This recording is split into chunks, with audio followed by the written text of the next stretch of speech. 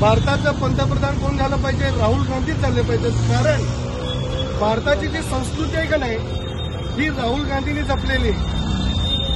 आज जर बीजेपीला त्यांनी जे सांगितलेलं ना, आपके पार 400 पार वगैरे काहीतरी बोलत होते ना मोदी साहेब, आदरणीय मोदी साहेब, जे पहिले चहा विकत होते ते आदरणीय मोदी साहेब बोलत होते ना 440 कोड वगैरे, हे ते बीजेपीचं जे संविधान बदलण्याचं जे कारस्थान चाललेलं आहे ना, ठीक आहे, त्यांना नावं ठेवू शकत नाही, ते संविधानाच्या मार्फतच बदलतात ते. पण त्यांना अडकावा जर कुणी आणला असेल ना, तर तो एका व्यक्तीने आणलेला आहे, ते म्हणजे राहुल गांधी.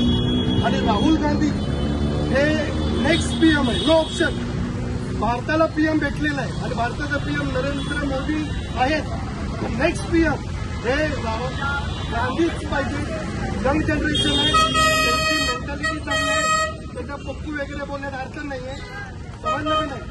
हे यंग जनरेशन आहे आणि मी त्यांचा अभ्यास केलेला आहे. आणि ते जसे बोलले का नाही की हिंदुत्व आहे, हा बीजेपीचा ठेका नाहीये. आम्ही कोण आहोत मग? हे कोण आहेत मग? हे कोण आहेत मग? छत्रपती शिवाजी महाराज कोण होते मग? हिंदूच होते का नाही?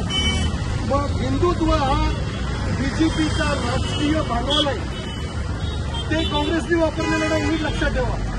त्यामुळे नेक्स्ट पीएम कोण आहे? राहुल गांधी. आणि मी नेहमी राहुल गांधीचा प्रचार करायला मी नेहमी येणार. मी सहमत आहे.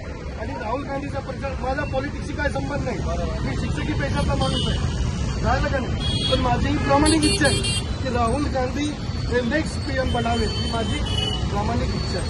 हे तुम्ही बाईट द्या आणि कुणाला मला कोर्टात घेता येत असेल तर त्यांना घेता येईल. थँक्यू.